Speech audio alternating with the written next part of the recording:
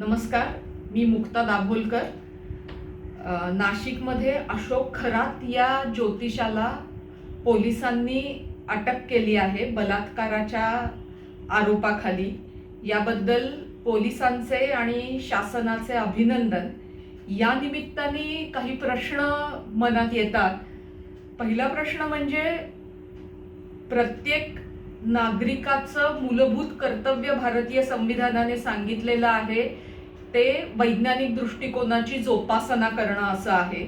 असं असताना संविधानिक पदावर असलेली व्यक्ती राज्य महिला आयोगाची अध्यक्ष रुपालीताई चाकणकर यांच्यासारखी यांनी एखाद्या ज्योतिषाचे पाय धुणं ही पूर्ण निषेधार्ह गोष्ट आहे. आणि महिलांना विशेषतः ज्या प्रकारच्या नेतृत्वाची आणि आधाराची गरज असते त्याचा विचार करता राज्य महिला आयोगाची अध्यक्ष असलेली व्यक्ती ही वैज्ञानिक दृष्टिकोन मानणारी असणं हे अनिवार्य आहे, हे या निमित्ताने सांगावंसं वाटतं. दुसरा मुद्दा, ज्योतिष हे विज्ञान नाही हे या निमित्ताने पुन्हा ठासून सांगितलं पाहिजे. आणि महाराष्ट्र अंधश्रद्धा निर्मूलन समिती हे म्हणते म्हणून त्याच्यावर अजिबात विश्वास ठेवू नका. तुम्ही आयुकाचे संस्थापक संचालक डॉक्टर जयंत नारळीकरांचं यावरचं मत घेतलं तर तेही म्हणतात ज्योतिष हे विज्ञान नाही.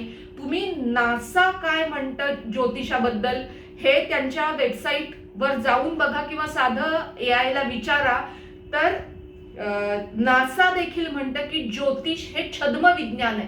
त्यामुळे कोणत्याही आयुष्यातील समस्यांची उत्तरं ही ज्योतिषाकडे जाऊन मिळणार नाहीत, हे या निमित्ताने लक्षात घेतलं पाहिजे. तिसरा मुद्दा महत्वाचा की हा अशोक खरात एवढा मोठा बाबाबुवा झाला कसा याचा विचार केला पाहिजे. आणि त्याच्या अशा गोष्टी पुन्हा घडू नयेत यासाठी महाराष्ट्रामध्ये शासनानेच जादूटोणा विरोधी कायदा जो डॉक्टर नरेंद्र दाभोलकरांच्या बलिदानानंतर मंजूर झाला याच्या अंमलबजावणीसाठी अंधश्रद्धा निर्मूलन कक्ष स्थापन केलेले आहेत. तर हे कक्ष प्रत्यक्षात उतरले पाहिजेत, हे कक्ष स्थापन झाले पाहिजेत प्रत्येक पोलीस स्टेशनला. आणि आजूबाजूला असे जे बाबाबुवा असतात त्यांच्या नावाची नोंद केली पाहिजे. ते कोणती कृत्य करतात याकडे पोलिसांनी लक्ष दिलं पाहिजे. या केसमध्ये तुम्ही बघितलं असेल तर हा ज्योतिषी एवढा अनटचेबल बनला होता की त्याच्या अटकेचे आदेश थेट पोलीस महासंचालक आणि माननीय मुख्यमंत्र्यांकडून यावे लागले. त्यामुळे बाबाबुवा ज्योतिषी असे अनटचेबल बनणार नाहीत यासाठी अंधश्रद्धा निर्मूलन कक्षाच्या मार्फत त्या भागातल्या लोकांची, असे काळे धंदे करणाऱ्या, धर्माच्या नावाखाली अधर्म करणाऱ्या लोकांची यादी बनवली गेली पाहिजे.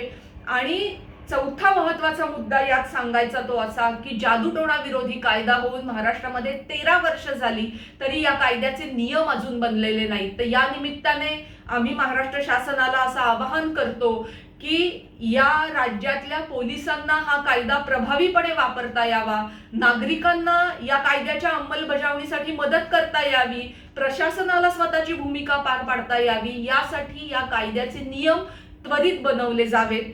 या अशोक खरातला संपूर्ण त्याच्या गुन्ह्यांची चौकशी करून योग्य शासन हे झालंच पाहिजे.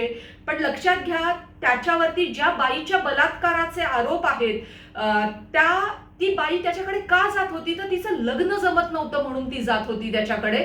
आणि त्यांनी दिलेला ताईत तिने परीक्षेच्या वेळेला काढून ठेवला. या एका गोष्टीनंतर जे काही तिचं काही दिवसांनी लग्न मोडलं त्याचा तिने संबंध या ज्योतिषाच्या अंगात शक्ती आहे असा लावला.